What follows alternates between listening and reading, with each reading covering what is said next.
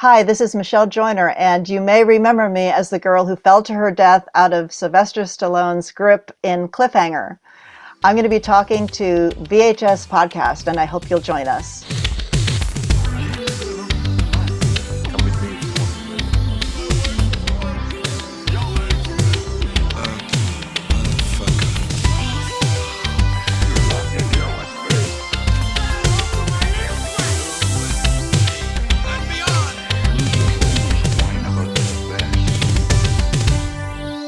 Depois de dar uma perninha na comédia e perceber que se calhar não foi a melhor opção, Sylvester Stallone, a mega estrela da ação, entrava nos anos 90 cautelosamente reagrupando e voltando ao género que o deixava mostrar à vontade os bíceps no grande ecrã, mesmo que as temperaturas fossem muito abaixo dos 0 graus centígrados.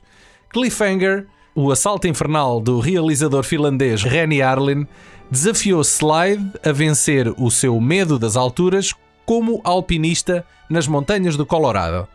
Forçada a perder as vertigens foi também a nossa convidada, a atriz Joyner, que protagoniza aquela que é, para mim, uma das mais aflitivas cenas de abertura de sempre alguma vez filmadas. E vamos a isto, pronto. Olá, Paulo. Vamos a isso. Olá, Daniel. Tudo bem? Estavas-me a dizer, antes do microfone ligar, que este é um dos teus filmes preferidos e eu interrompi-te.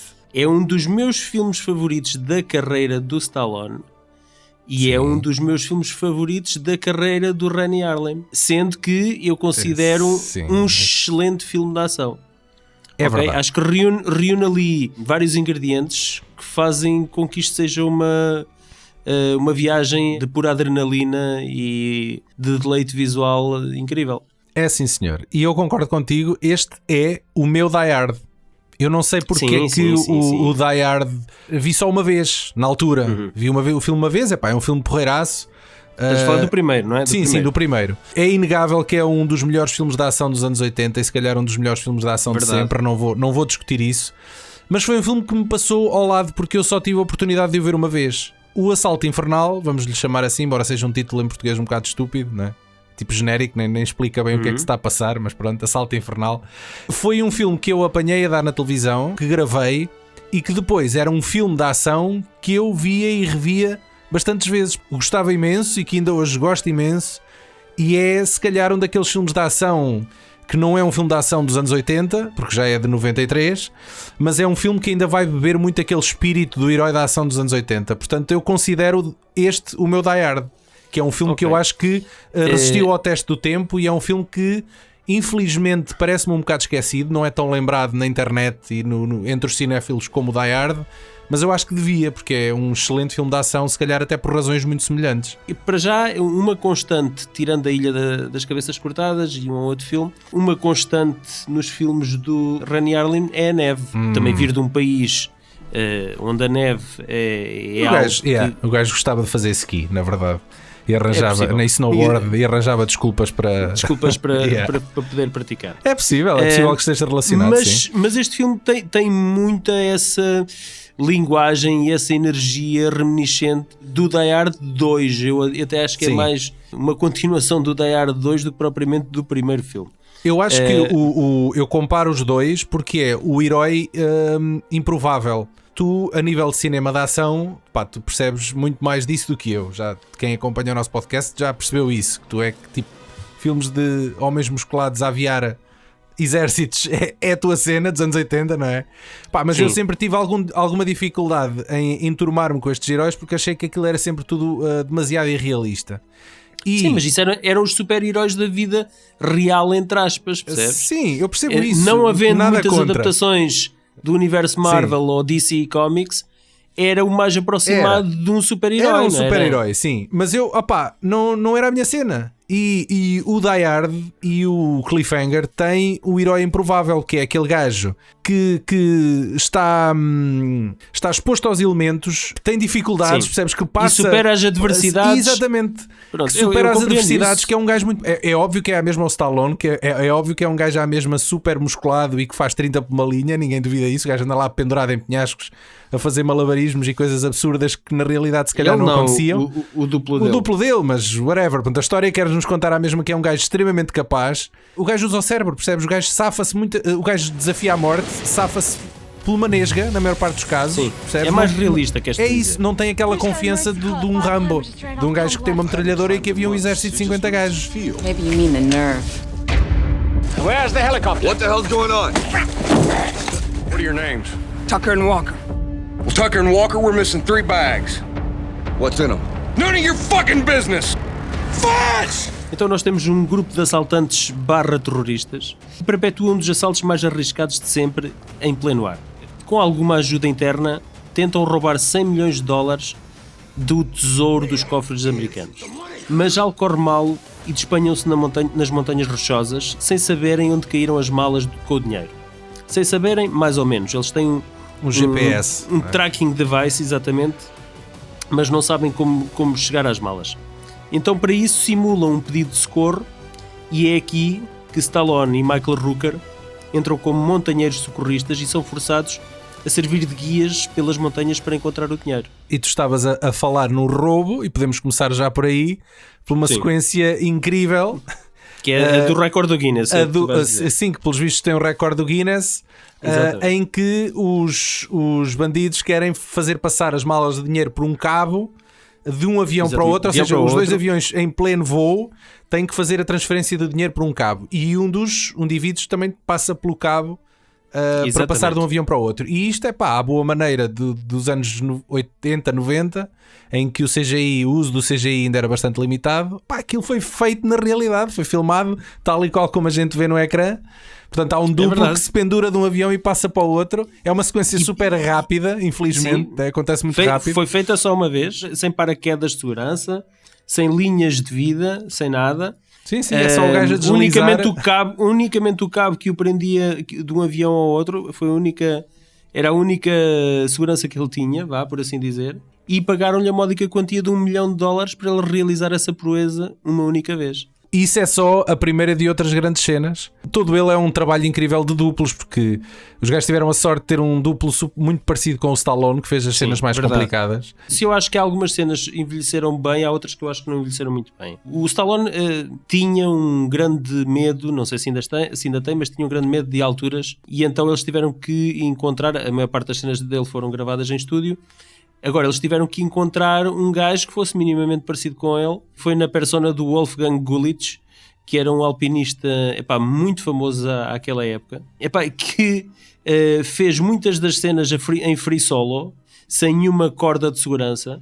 Precisamente porque era para que não se visse que havia cabos a puxarem o alpinista. Lembraste-me que aquele tipo que deu que falar agora num documentário. Um documentário que se chama Free Solo. Exatamente. Também. O gajo, há um vídeo no YouTube que é ele a analisar as cenas de ação com alpinistas e os gajos mostram uma cena do Cliffhanger, mas ainda por cima mostram uma cena cortada. É uma cena que não está no filme, que é o Stallone a trepar uma parede gelada e a usar e a partir o gelo para conseguir trepar. Mas aquilo é uma cena absurda e o gajo diz isso, mas ele reconhece que é um grande filme, ele curte o Cliffhanger também, portanto... Sim, eu acho que houve outras coisas que não envelheceram tão bem ou que não correram tão bem. Alguns efeitos especiais estão um bocadinho datados, sim. A nível de miniaturas e alguns cenários, por exemplo, a queda do avião logo inicial... nota-se muito bem que é uma miniatura. Sim. Já naquela altura se notava, mas acho que naquela altura desculpava-se mais.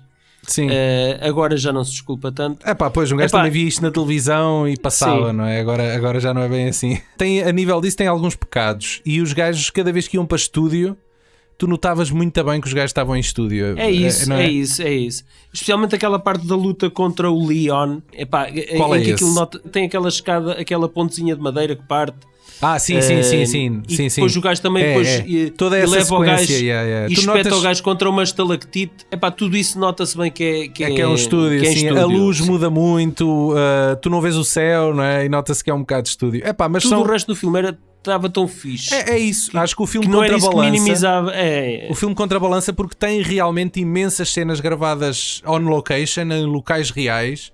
Os gajos o filme não foi filmado no Colorado, o filme foi filmado nas Dolomites, nos Alpes italianos. Epá, e os gajos tiraram um excelente partido das montanhas ali naquela zona, e isso vê-se no filme. Tu vês os locais, vês os stunts, ok, muitas vezes não são os atores, são duplos que estão a fazer as cenas, mas isso acaba por contrabalançar essas cenas um bocadinho menos bem conseguidas do filme. Epá, e também é um bocado fruto da época, não é? Tu estiveste lá, não é? Tu estiveste lá nessa zona da escada, da cena da escada. Tive. Eu no ano passado fui a... Aquilo é uma localidade que se chama Cortina d'Ampezzo, que é uma vila...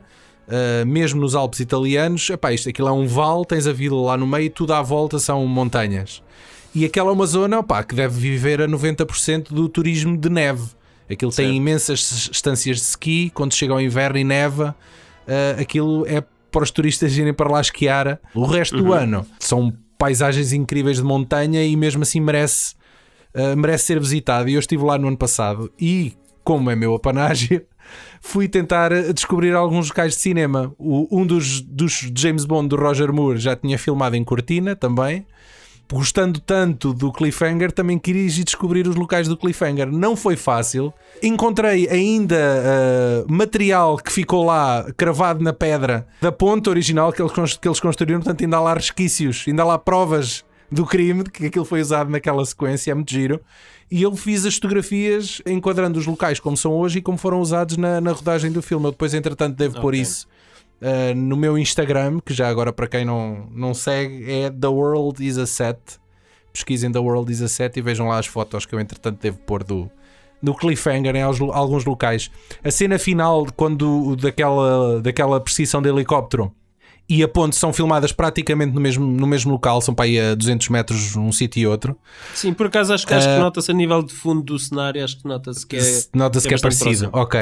E pá, estive no local, a casa da namorada do Stallone, aquela casa, aquela cabana onde ela está no início do filme, que já agora é interpretada pela lindíssima Janine Turner.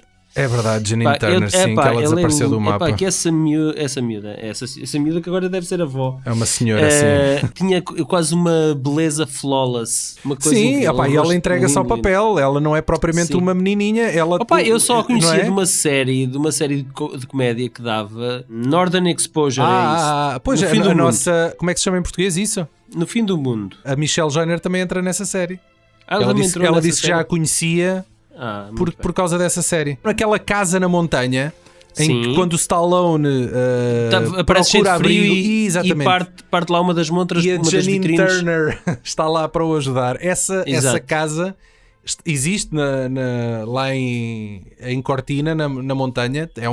É realmente uma casa à beira da montanha, assim um bocado isolada, e os gajos colocaram lá umas placas com fotografias do filme para dizer, tipo, foi aqui que foi filmado. Claro que os interiores foi em estúdio, mas o plano exterior está mesmo identificado e pelo menos identificaram aquele como sendo um local da rodagem do filme. É giro, pronto, é um sítio que vale a pena visitar. Mas toda aquela paisagem dos Dolomites, aquilo é lindíssimo. Quem é fã de caminhadas, então é uma zona que merece sem dúvida ser visitada, não só pelo filme, obviamente. Se há aqui um ator que eu gostaria de louvar a performance, é a do John Lithgow, que é para mim um brilhante vilão. Quaylan, ok. É um mau com um bocadinho de sotaque. Eu vou-te dizer uma coisa. Quase a James Bond. E no entanto foi uma escolha de última hora após a desistência do Christopher Walken. Ele interpreta um vilão tão credível. O gajo é muito fixe. Eu sou super fã do Terceiro Calhau Contato Sol. E eu também. Sabendo que ele era o vilão do Cliffhanger e que eu não fiz a ligação logo. Não imaginavas que ele passasse de um papel de 8 tão... a 80, é uma coisa. E ele é daqueles atores secundários que tem tido uma carreira super sólida desde os anos 80. Sim, especialmente, o gajo é um ator nos filmes do Brian De Palma. Ele entra em grandes filmes, agora são sempre pequenos papéis, sim, é verdade. Este elenco é sólido, o Michael Rooker, mas o resto dos mauzões são todos... Em que ele se reencontra com o Stallone, não é? Nos Guardiões da Galáxia. Pois é, está bem visto. Sim, até o Rex Lynn, que é o agente do FBI... É tipo, é o segundo mau, né? É o segundo mau, exatamente. Que é um gajo com muito mau feitio, hein? E eu não percebo, este papel aqui foi um papel que o vincou tanto, e eu não percebo como é que a carreira dele depois não descolou mais. Eu só o voltei a ver na Ilha das Cabeças Cortadas, e num papel muito menor do que este aqui. E ele agora anda aí a fazer papéis secundários em séries. Agora, já que estamos a falar em coisas que favorecem o filme ou que o elevam a outro patamar, uma das coisas que eu adoro neste filme é a música do Trevor Jones, que para mim é épica e triunfante. Aquela abertura ajuda-te a entrar logo no mood do filme. É uma das minhas bandas sonoras favoritas. Mas tu sabes qual é a questão desta banda sonora, não sabes? Sei. Aqui há alguma controvérsia onde o Jones é acusado de reutilizar algumas faixas do Último dos Moicanos. O tema é o mesmo. Aliás, queres comparar? Vamos comparar, agora, sim, mas diz lá o que é que tu achas. A questão é, olha, um dos meus temas favoritos, ouço quase todos os dias. Vamos fazer o tira-teimas, vamos ouvir o tema do Último dos Moicanos, que foi o filme anterior, e ouvimos o tema do Cliffhanger. E quem ouvir, que tire as suas conclusões.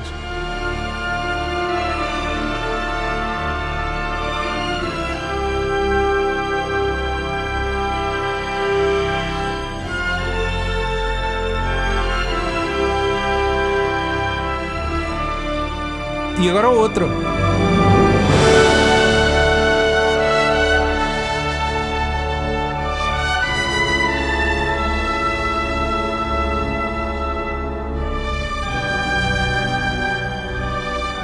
Não é igual, Paulo. Não é a mesma melodia. Não é a mesma melodia? Não é a mesma, mas há semelhanças, sim, de facto. Concordo que há semelhanças. Agora, não é a mesma música. Mas se é muito semelhante, sim, é verdade. Vamos aqui assumir uma coisa. O Trevor Jones achou que podia poupar tempo porque pensou, isto é um filme do Stallone, ninguém vai ligar nenhuma à música. Deixa-me cá só fazer a mesma.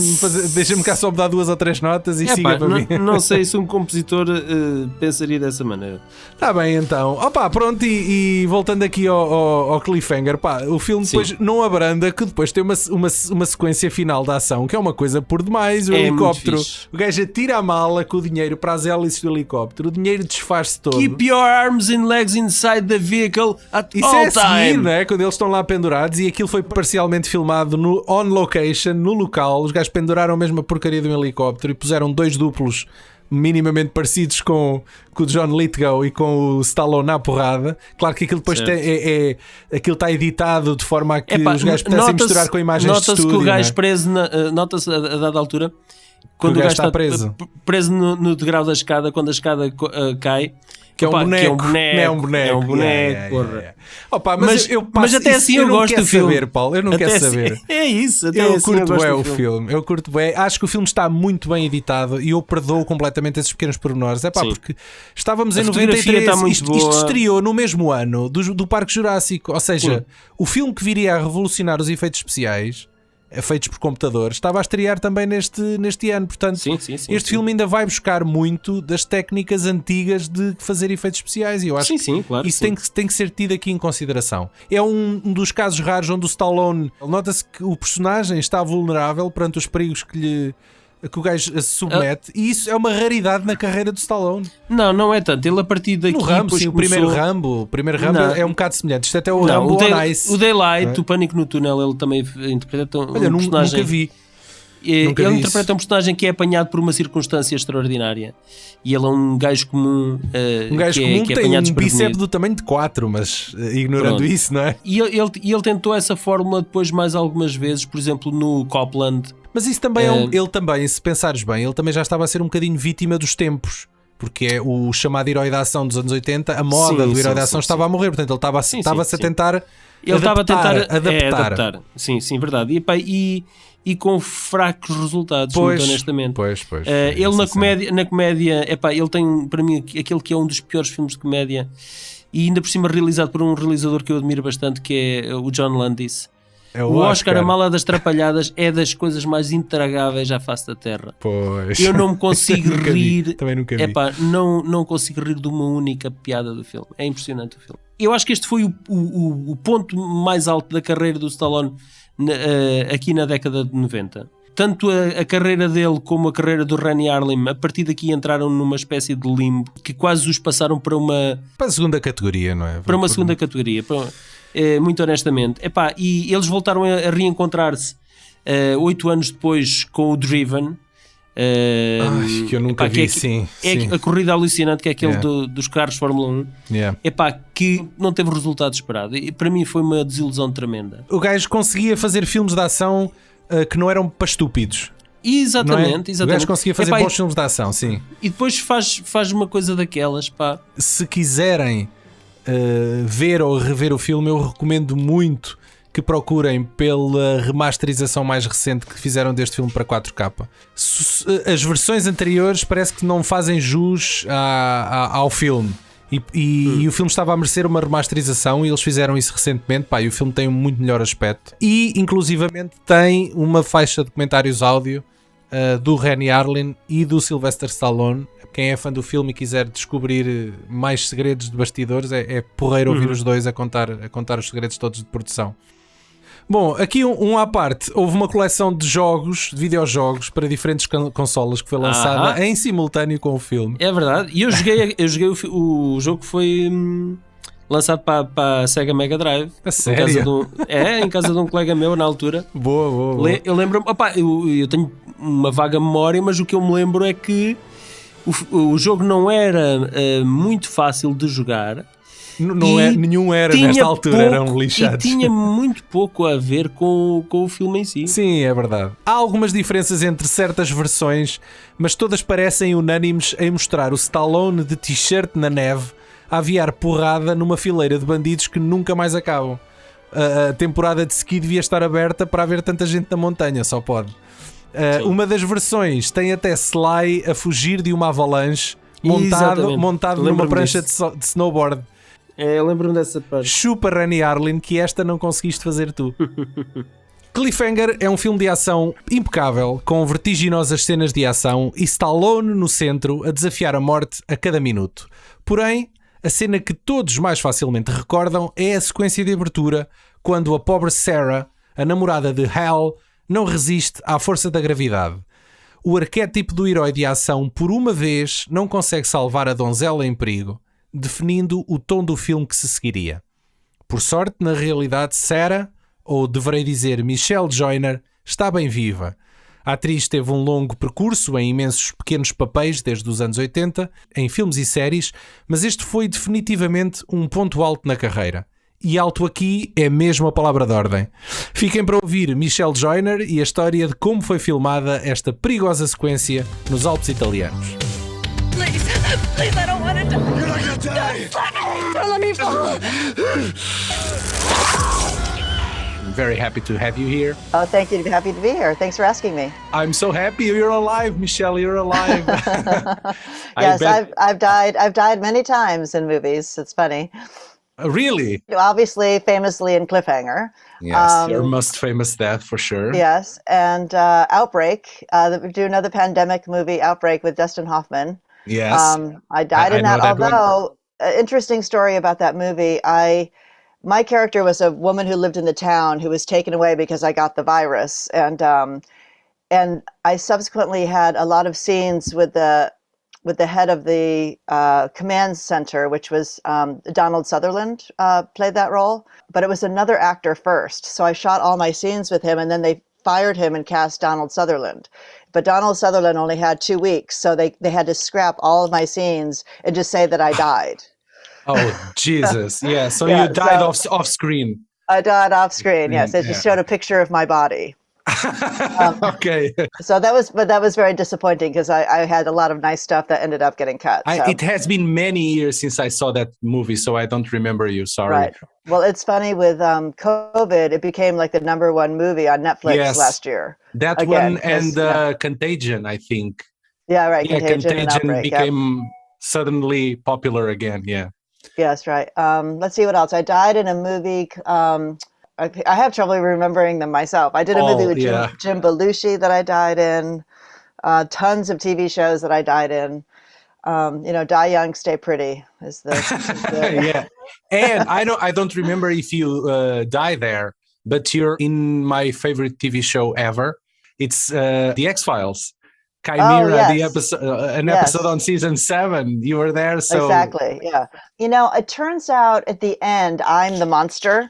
It's about a woman who's being traumatized by this monster in her home with her children, And at the end, you see me morphing into the monster. It turns out I'm the monster. I have to rewatch that episode. I had twin boys recently at that point. And I got the part just by an offer. I didn't audition for it. They just called and asked me if I would do it. And I didn't read the script. So, of course, it's X-Files. I'm not going to say no. Of course, yeah. So the costume designer called me and said, what do you think she should wear? What are you thinking? And I said, I don't even know who I'm playing. I haven't even. So she explained a little bit about the part. She said, it's a woman with a 6-month-old baby who's getting traumatized at her home. And she said, actually, we're still looking for twins to play the part of your baby. And I said, I have some. So my twins got cast as the part of my baby in that show, and they had to play girls for some reason, and they were boys, so they put them in little dresses with little bows in their hair. Okay, which I still show them on occasion, threatening them to blackmail them. You have to show their friends so they exactly. So but that was fun. And David Duchovny and Tia Leone, his wife at the time, had a baby exactly the same age, so they were kind of hanging out on set and stuff. So that was a fun show. I had to wear these solid black contact lenses when I turned into the monster, so that my whole eye was black. You could still see, but it was very dark. But they looked so weird. I'm gonna check the episode after this for sure. Okay, Michelle, I want to throw us back to 1992. I think that's the year of Cliffhanger, because this is probably your most memorable or more remembered role, right? And Absolutely, it's a very short role, but it's such an impactful scene, so everyone surely remembers that scene from Cliffhanger. But before we get there, do me like a sum up since the day you start like acting and the day you shot that scene, or the day you were cast on Cliffhanger. So what were you doing before that? Let's see. Prior to all that, well, I started out actually as a model in New York. I went to New York to be an actress, but I got signed by a modeling agency because I was tall and thin. And so I did that for a few years, and I lived all over. I lived in Milan, I lived in Paris and Japan, and traveled a lot. It was a wonderful experience. And I made some money, which was great, because when you're starting out acting, it's hard, you either become a waiter or something else, but luckily I had this day job that paid very well while I was studying acting. And my first job was on a soap opera called Search for Tomorrow, which is no longer on the air, but that was my first job. I played a country singer. I had left college when I got the modeling contract, and I really felt bad about not going to university. So I started to go back to school in between my acting job. So it took me a really long time to get my degree, like 7 years, because I was only doing part-time. And I did a lot of commercials. I did some theater. Then eventually I moved to Los Angeles from New York and started doing a lot of television. I had good luck in the sense that I always made a living as an actor. I never had to do another job. I never became a huge star, but I made a living, which was more than most people can do.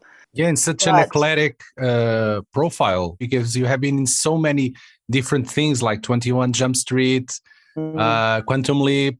Yeah. It was fun. When you audition for a TV show, for a new TV show, for a regular role on the show, you have to do a test. They take you and they do a test, so they see how you work with other characters and other actors. And then if you get offered that show, they call it a pilot for a new TV show. And you do more than one test. You have to choose beforehand which one you want to do. So it's very tricky, because you think about who is the director, who is the writer, is it going to be a fun job? Because you have to sign a contract for 7 years. So you have to think, can I play this part for 7 years, or will that be boring, whatever? And every single time in my career, I had tested for shows that I decided not to do that became huge hits, like Friends. Like I tested for Friends. My God, I tested for Cheers. But every time I put that in the second position because there was another show I liked better. So every time I chose the wrong show. At a certain point, you should start choosing not the roles you wanted, but the ones you didn't want, like not following your instinct. Yeah. Because I didn't have very good instinct, apparently, because the shows that I thought where nothing was going to happen, they became huge. Yeah. And but that's okay. I was telling that story to my kids, and they're right about this. They said, if you had gotten Friends, or if you another big movie that I was very, very close to getting was Flashdance. And and it came on TV one time, and I said to my kids, "Oh, that I almost got that part," and they said, "Really?" Because I'm so different from Jennifer Beals, They said, "But Mom, if you had gotten Flashdance, you never would have had us." And it's so true, because my life would have been so different, because I would have been a much bigger star, and that never really happened. So I was able to have a regular life, but also make a living doing what I love. So I was actually pretty lucky that way. And you wouldn't be talking with me, bro, because you were like a superstar. And Exactly. No, I would always talk to you, Daniel. Oh, thank you so much. I always say, when people ask me about movies, I always say I played big parts in movies you've never seen, and I played small parts in movies you've all seen, because if I say I was the girl who fell off the cliff in Cliffhanger, they're like, "Oh my God, that was you?" I was the girl who did, blank, whatever. But Cliffhanger, it was an interesting process because, I had to audition for that film in somebody's office, in a room that looked like this. So you're standing there trying to pretend that you're on the side of a mountain, trying to pretend you're screaming, with the wind in your face. Exactly. So it was interesting audition process. And by the way, I was not thinking, "Oh, this movie is going to change my life," because it was such a little role. I wasn't really, I thought, "Oh, I get to go to Italy," because the movie shot in Italy, in Cortina and Rome. Yeah. So that was my main consideration. Like, I wanted to go to Italy, so I wanted to get the part. I wasn't thinking, "Oh, this movie's going to be huge," or whatever, Although at the time I auditioned for it, I didn't know that it was Sylvester Stallone. The casting director called me and they said, "They want to offer you the part, but the director wants to talk to you because he wants to lower you down onto a peak of a mountain from a helicopter and lock you into the mountain." Okay, so it was already very specific in terms of physicality. Yeah, that's right. But I had to agree to that, or they would not give me the part. Sure. So I was like, "Yikes, that sounds a little scary." And they said, "Well, we have a really good stunt coordinator, Joel Kramer. Okay. And so I said, "Can I talk to him?" And they said, "Sure." So I called Joel and I said, "They want to hire me for this opening scene. What do you think? How's it going to work?" And he talked me through every step of getting onto that mountain. He said, "We're going to put you in a helicopter. We're going to fly you up there. We're going to hover above the point and we're going to lower you down. But there'll be guys there to grab you. It'll be safe. And so I just decided to go for it. I'm scared of heights. So it was not an easy decision. But you and Michael Rooker, right? You had to do this. Probably you did this together. We did that together. Yeah, exactly. Brought on an helicopter and then dropped it. Yeah, right. Actually, it's Vajolette Towers in the Dolomites. Vajolette Towers in Cortina, yeah. Beautiful spot. Yeah. And so once we got there, we had many. I was supposed to be there for 2 weeks. 1 week doing all the stunts up on the mountaintop, and then 1 week working on the stage doing the dialogue stuff down in Rome. And I ended up being there for 3 months because because they had terrible weather for a lot of the time. Like they can't take the helicopter up if it's too windy, or the weather's bad, just to be safe, obviously. So that was happening over and over. So I ended up making friends with all the stunt guys who were all the climbing doubles for Stallone. And so we would go up there. There was like a base camp on the other peak. The wire goes over to the other peak. Well, there was a big flat area, and that's where we had lunch, and that's where we had bathrooms, and there was like a base camp up at the top. I was hanging out up there a lot, waiting for the weather to clear so we could do the stunt, do the shot. And the climbers were kind of like, "Oh, let's come out on the wire with me," because they had the wire. And I'm like, "I'm not going out on that wire." They're like, "Oh, come on." They put me in a cage first. So by the time we actually shot that scene, I was extremely acclimated to the height. I wasn't scared anymore. I was scared at first. I was terrified. But we were up there for so long, I got so used to it that it really was no big deal. And by the end of the time, we were like zipping over to go to the bathroom and zipping back to go to the thing, Oh, yeah. So you're basically doing the life that your character would be doing. Right, exactly. But only because I was there for so long, Yes. But so by the time we actually shot the scene, I really wasn't scared anymore. So I had to just pretend to be scared. Yeah, and so but you're perfect on that job. I gotta tell you, it's even today I watched the scene, and probably everyone have told you that already, but it's really, really convincing the way you're hanging in there and screaming and asking Stallone to lift you up. And yeah. Well, a lot of amazing. A lot of the stuff that you see in that scene, I actually was hanging, because eventually the second unit director, who was not Renny Harlin, it was another director up on the mountain, because Renny Harlin was shooting the stuff down in the studio. So Renny was never on this sequence? He came, but he didn't. He was mainly in the studio, working with Stallone and all the dialogue parts, and there's a lot of scenes in the movie that aren't on the mountain. So a lot to do, And there's and the people who do second unit directing, especially with something that is so dangerous, they specialize in that. Renny Harlin really couldn't. It's not his. Yeah, he's a director. He's not a stunt. Yeah, exactly. So, so the second unit director said, "Look, we have your stunt double to do the sequence on the wire, but you're so good out there and you're so used to it. Do you want to just do the stunt?" And so he called Renny Harlin and said, "Michelle is okay to do the stunt herself." He said, "Yeah, great. That'll be awesome, because then I don't have to cut all the time to the back of the head and my face and all that." So, so I ended up doing everything except for the fall. I hope it was a dummy. I had a harness under my costume, an actual harness that didn't break, obviously, and the one that was set to break was on top. And when I start slipping down, they lowered me down off the wire with that other wire that you can't see. It came through my glove and up. So I'm just hanging there. It looks like I'm holding on, but of course it's a wire holding me. But that was so scary, because every other time I was on that wire, I had the feeling if there was ever an emergency, I could grab the wire, like I could save myself. I felt like I could save somehow, probably not, but somehow in your mind you think, I can save myself, I can grab the wire, but when you're hanging at the very end over this literally 4,000 feet drop, you realize if something happens, you can't save yourself. There's nothing to grab. So that was I kind of wish I didn't do that part, because it was very, it was a little traumatizing, that part. But really? Yeah. Nightmares in the next days. Yeah, exactly. When was the last time you saw this sequence? That's a good question. I haven't watched the whole movie in years. Okay. I've watched my sequence. I've watched my sequence a couple of times, like with my kids or some friends or something, but probably not. I'd say maybe in 10 years. Okay, let's revive those memories, because in our podcast we have this sequence we call mini audio commentary, and we ask people to rewatch and break down the scene. Oh, wonderful. Okay.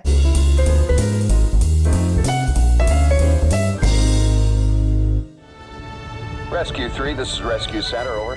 So the reason that Renny Harlin wanted us to be up on that peak at the beginning is because he wanted to do this long shot from the helicopter and end on us without cutting. Yeah, so you're definitely there. But he didn't want it to make it seem like it was a trick, or of course now it could be done CGI, but in those days, that was the real so that thing, was the reason. So he wanted us to be out there. So that was the peak at the top there that we got lowered down to. And you were attached to the rock, right? Yeah, we have a harness on that's into the rock with a clip. Anytime you see the inside of the helicopter, it's on the stage. Yeah. That was Wolfgang Garrick, who was a climbing double for Stallone. Stunt double, yeah. Yeah, who has since died. Ironically, he died in a car accident on the Autobahn in Germany. He was German. We all thought he would be killed climbing, but he was killed in a car accident. I mean, they did a great job doubling all the stunts. Really Definitely. Great. I rewatched the movie the other day, and I was still impressed on how well edited it is. The ironic thing about this movie is Stallone is extremely afraid of heights. He never came on the helicopter. He never came up to the mountaintop. A guy that big, afraid of heights. Yeah, it's But everything that he did was in the studio. He was never up there with us. Everything that was on the mountain was with his stunt double, who was an amazing guy. So like this was all on stage. Whenever you see us this close, it was all on the stage. How many helicopters besides the red one we see? They had a lot of helicopters. They had a helicopter that was just for the crew. And then they had a helicopter that was just for equipment, and they had a helicopter that was just for the actors, and then they had one that was bringing up and down food and supplies, because everything everything. That's expensive, I bet. Yeah, it was an expensive movie. There's no question. So Michael Rooker also did some of his stunts, right? Yeah, yeah, he was out there. He was out there the whole time. You know, we both pulled ourselves across the. This is all real. This is all real. Yeah. They had 2 other wires going across. One wire was above us with a camera, a digitally like a remote control camera on top of us, going up and along right above us, and another was alongside of us, so they could get the side shot from that, and they get the overhead shot from the one above. So there were 3 wires. So how was Stallone? He was like a cool guy on set, or what? You know, I have to say, if I'm going to be honest, he wasn't particularly nice to me. Oh, really? Yeah, he. I think it was because I analyzed it a lot. I think it was because when we came down to the studio after shooting the whole sequence, everyone was so amazed that we did the whole thing with no stunt doubles, you know, that when I walked onto the stage, like everyone just, you know, gave me a round of applause. And I think it made him realize that everyone knew that he wasn't brave enough to do what I did. Okay. So we will feel I mean? lesser. Yeah, right. So he was not particularly nice to me, but like you had any fault on that? Yeah, like right, it wasn't your fault or anything. Yeah, I mean, look, he could have just said, "I so appreciate what you did to make this movie better. Thank you." You know? But he probably had other things on his mind, and yeah. Oh God! No! That drop is actually my stunt double. She did the first drop because I can tell that's not my leg. I can tell it's just not my body. No one else could tell. But I think, what she did was with that first drop, she did that, and then they put her back, and then I went out there and they lowered me down very gently into that position, which you'll see in a second. Okay. Yeah, we have slightly different legs. She's a climber. You know, she's a climber, so her legs are very muscular. And I didn't have all those muscles, so that's how I can tell. Okay, so once we get to the very end of the wire, then it's me. Yeah. Okay. Because that's this is you for sure. Yeah. That's me, and it's actually on the mountain. And that's good. There it goes, the little teddy bear. Yeah. Which I still have that. I still have that little dog. Oh, really? So it didn't fall the mountain? No, they had like 4 of them just because they needed to do it again and again and again. So I kept one. I always imagine someone, hiker or someone, who found the actual one that. Yeah, that's right. It's down there somewhere. There's probably a couple of them down there. Yeah. Reach up and grab him! Reach up! Yeah. So that was the stunt double for Sly. Is this one you, or this is? Yeah, that's me. I mean, she didn't really look as much like me from the face. Okay, so all the grabbing stuff, that was all done on the stage. This is the stunt double of Sly, but it looks like he's holding me, but actually it's the wire, obviously. Stallone's stunt double really looked like him. I never thought it was really. someone. I think he's done a few movies with him, actually. Yeah. I think he's gone from movie to movie because he's a great match and a lovely, lovely guy. Probably nicer than the real one. in this case, yes. And Janine Turner and I worked together in Northern Exposure. Janine Turner, the actress who plays the girl, the girlfriend. She was on a show called Northern Exposure, which I had done. So we had known each other before this movie. Let me fall. Really scary. And all of the glove slipping off, that was all done, 2 feet off the ground. So this is the stunt double. I'll walk you through this. Okay, so this is an actual person. She was on a line. She was what they call a descender rig, and it's a wire that just goes, and then it stops you, and then they, crank her back that up. Must be so scary, even with the wire, right? Because you're really falling for a moment. Exactly. Yeah, I would not want to do that. Yeah. So that's a real body. Then it cuts back to him. Then it cuts to me. Okay, this is me on the stage doing a 30-foot drop. They taught me how to fall on the airbag. They said you look up at the camera and then just land on your back. But it was pretty high. It was 30 feet. So when they say, okay, we're ready, go. And I'm like, go. Yeah. Yeah. But I did it a few times. And so that was that. So that was me actually falling through the air. This one was me stationary, hanging from a wire, not moving. And behind me, they had a film of the mountain going. Oh, wow. Yeah. So and they had a big wind machine. So I'm just going, ah. But I was just hanging there, not moving. And this is the dummy, right? And that's the dummy, yeah. Is it the dummy still down there? That's a good question. My sequence probably could have been done on a green screen, and been as effective. I don't know how smart it was for me to put my life at risk to actually do this movie, but I don't have any regrets, because it was something for me that really tested my bravery, you know what I mean? Like it really challenged me to do something that was way outside of my comfort zone. So that was beneficial. And it's also just a cool thing to have done in my life,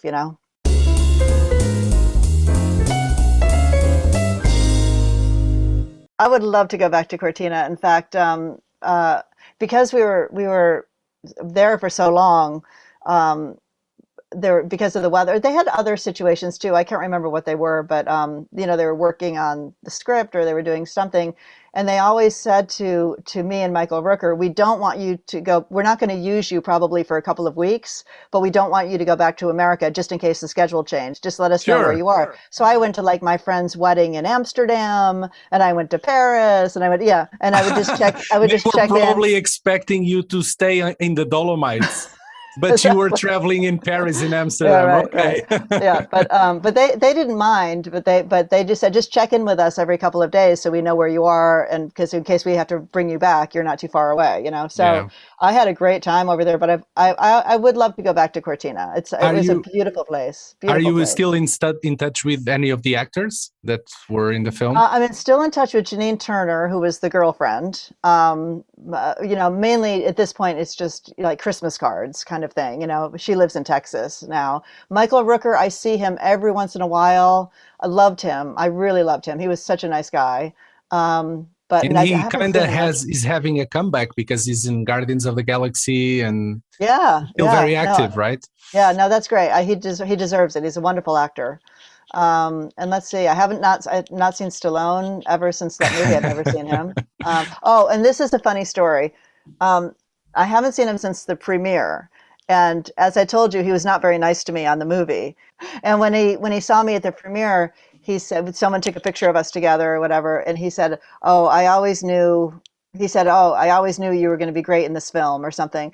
But that's not how he acted at the time. You know what I mean? So it's easy for him to say that now. But he was probably trying to compensate. So he knew he was rude with you or something. Yeah, exactly right. So, I don't really hold a grudge, but it's just one of those experiences. Of course, but I love his movies. Most of them, not all, but not all of them. Yeah.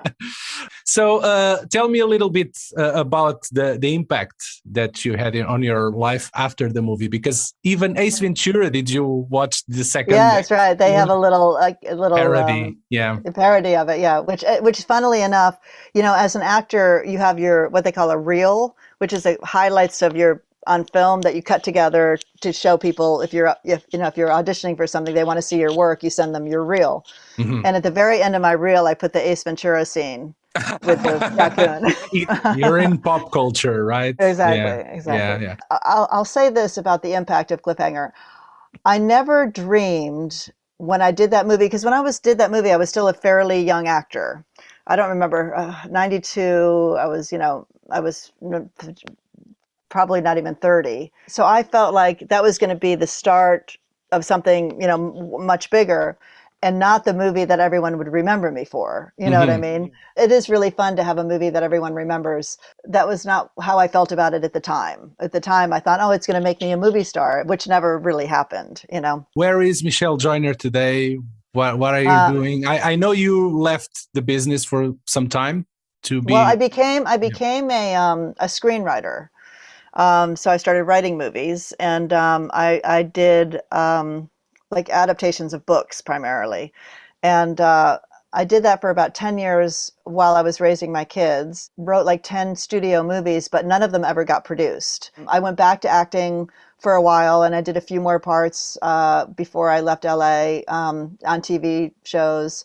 I did Lie to Me, I did Bones, I did, just guest stars on different roles on different shows. Once my kids were out of the house and going to college, I moved to Massachusetts, which is in New England, the east coast of America, which is where I grew up. And my husband and I bought a big old farm, which we're living on now, which is where I am now. I work in the theater here. So I've been doing plays, which I love. And theater was always my first love, but I kind of put that away because I was trying to do television and movies for so long. I didn't really have time to do a play. Honestly, I have to say, I don't really miss working in Hollywood.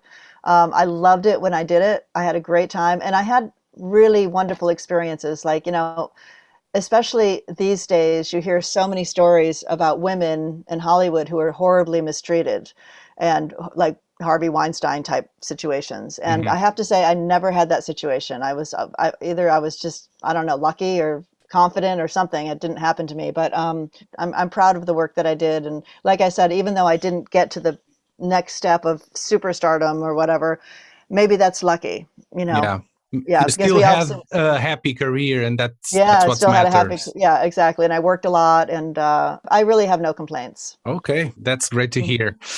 Michelle, have you ever been in Portugal? No, but I told my husband I was doing this podcast. He said, where is it out of? I said, Portugal. He said, tell them we want to come.